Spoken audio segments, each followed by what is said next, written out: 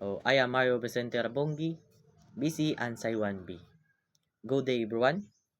Um, One agricultural technology that has greatly transformed farming is genetically modified crops or GMO crops.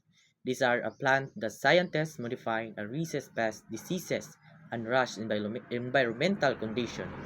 This technology was developed to solve a major agricultural problem such as low crop yields and pest infestation and food shortage. In the Philippines, where farmers often experience typhoons, drought, and crop diseases, so GMO crops can help the improve harvest and reduce crop losses. So, uh, GMO crops affect a farmers, communities, and food system in many ways.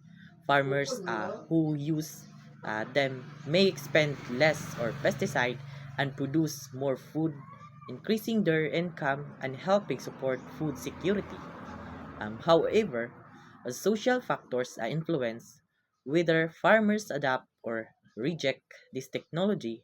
Some farmers cannot afford expensive seeds, while others prefer traditional farmers' practices passed down through a generation.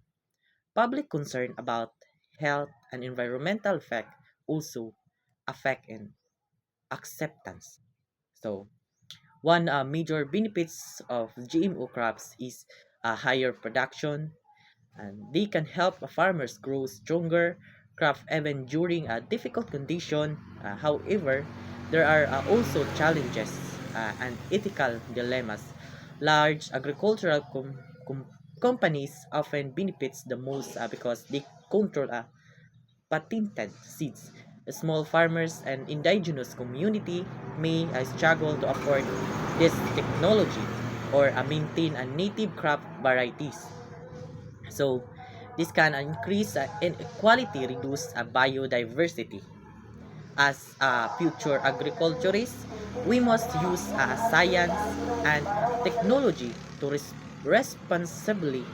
We should promote a sustainable farming, protect the environmental, and ensure that innovation benefits all farmers. Not only healthy agriculture must combine progress with fairness, stewardship, and long-term sustainability to build a better future for a Filipino people. And that's all. Thank you.